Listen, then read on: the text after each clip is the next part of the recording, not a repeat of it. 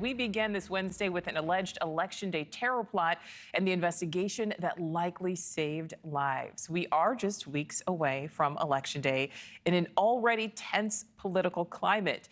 But according to reports, the terror group ISIS-K was plotting a mass shooting attack, targeting large groups of people. The FBI arresting this 27-year-old man last week in Oklahoma. The federal agency now looking into his background and if there could be similar suspects already in our country.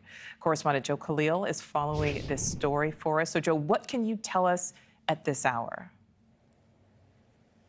So, Nichole, prosecutors have charged this 27-year-old Nasir Ahmed Tawedi for plotting an Election Day mass killing of Americans on American soil, and a U.S. official confirmed to NewsNation just today that that plot was on behalf of ISIS-K, a brutal terrorist organization based mostly in Afghanistan. And what makes this plot especially concerning and sort of unique is that Tawedi was in the United States legally. He was living in Oklahoma with his family. He had been there since 2021 on an SIV, a special immigrant visa program. This is a program that has granted thousands of Afghans access to the United States in an expedited way because those people have in some way helped the United States in its war effort in Afghanistan over the last 20 years. Many of these people risked their lives to help the United States.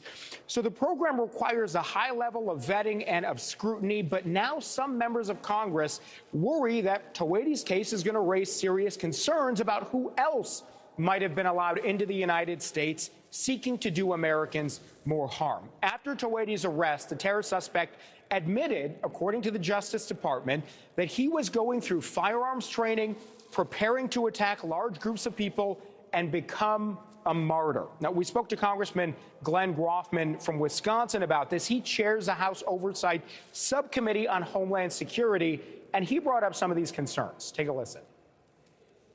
Even people who may be trying to help or have helped the United States may also have another side of them that kind of wants to hurt the United States, right?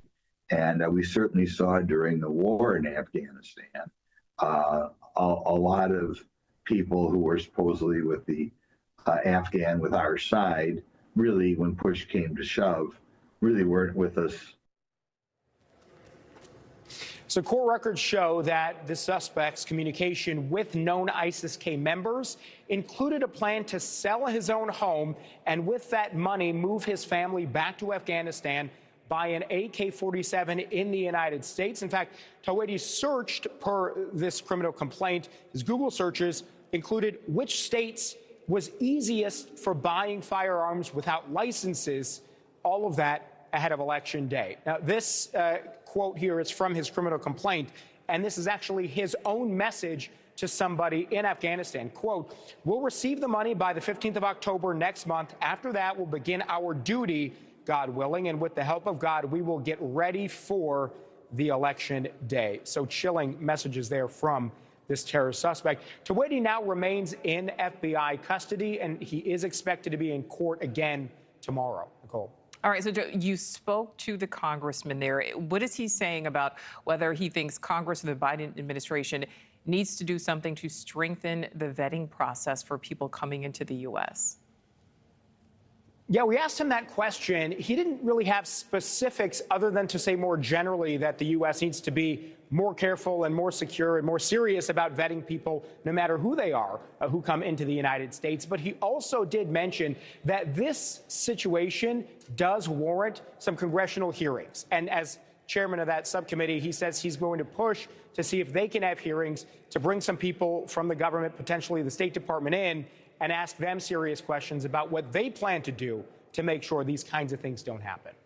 Thanks for watching. Go to joinnn.com to find NewsNation on your screen. And don't forget to click the red subscribe button below to get more of NewsNation's fact-driven, unbiased coverage.